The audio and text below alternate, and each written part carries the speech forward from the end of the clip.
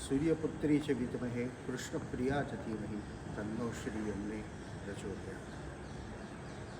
श्री यमुना जी ने 108 नाम कृष्णा, कृष्ण रूपा, कृष्ण प्रिया, कृष्ण तुरिया, कृष्ण जीव संबंधकारिणी अनेक नाम 108 नाम श्री यमुना जीना श्री गोसाईजीए व्यक्त करेला છે। અષ્ટ સખાઓ એમ કહેશે શ્રી યમુનાજી શ્યામ કહેવે છે। તો સદૈવ શ્રી ઠાકોરજી યમુનાજીના કિનારે લીલા કરે છે અને શ્રી યમુનાજી લીલામાં ઓતપ્રોત થઈ જાય છે અને શ્રી યમુનાજી શ્યામવર્ણ બન્યા છે। શ્રી યમુનાજી શ્યામવર્ણ બનતાની સાથે ઠાકોરજીએ સ્વયં શ્રી યમુનાજીને કહ્યું છે કે શ્રી યમુનાજીના સાનિધ્યમાં જતાની સાથે ગોપીઓને કૃષ્ણની યાદ આવશે। हम जमुना से भरत नीर हमरो घट न भराए, ऐशो घट क्यों तूने कियो जिस तुम बिन और कौन शगाई, श्याम तूने काहे कोई घटिया बनाई। गोपी वीरानी अंदर बताया कि यमुना किनारे जतानी साथे गोपीओना जड़ घड़ा पानीथी नहीं भराता पण आँखना आंसुओथी भराय छे, कारण श्याम यमुना ने जता कृष्णनी याद आई जाय छे। तो श्री यमुनाजी कृष्ण स्वरूप है, श्याम वर्णवाला है।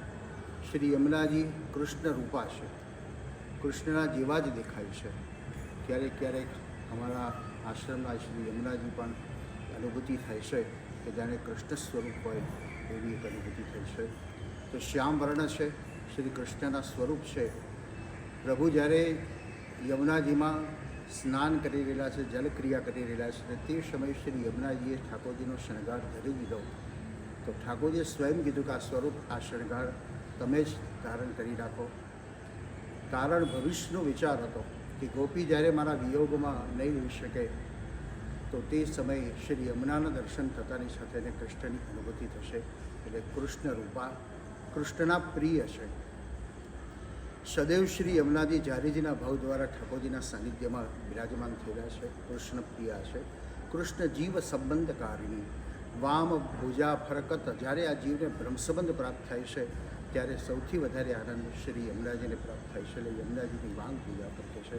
તો શ્રી યમુનાજી ઠાકોરજીના સાનિધ્ય સુધી લઈ જનાર છે। કૃષ્ણ પ્રિયા, કૃષ્ણ જીવ સંબંધકારિણી શ્રી યમુનાજી પણ આ જીવને પ્રભુના સાથેનો સંબંધ કરાવે છે। કૃષ્ણ તુરિયા છે, સદૈવ કૃષ્ણના વિયોગમાં પણ કૃષ્ણમય બની રહ્યું છે। શ્રી રાધાના અનુભવની અંદર એક ચરિત્ર આવે છે કે રાધા અને કૃષ્ણ બંને સ્વર્ગમાં ભેગા થાય છે। શ્રી કૃષ્ણને થોડોક ક્ષોભ થાય છે જ્યારે સ્વયં રાધાજી બોલાવે છે, કેમ છો દ્વારિકાધીશ? કનૈયો કે નહીં, હું તો તારો કનૈયો જ છું। ત્યારે કીધું નહીં ને, તમે દ્વારિકાધીશ થઈ ગયા। યમુનાના મીઠા જળ છોડી સમુદ્રના ખારા પાણીમાં જતા રહ્યા। વાંસળી છોડી અને તમે સુદર્શન ચક્ર ધારણ કરતા થઈ ગયા। તમે કેટલા મોટા થઈ ગયા। કન્યાને થયું કે આવું તો સાંભળ્યા જ કરવું પડશે, વાત બદલી નાખો।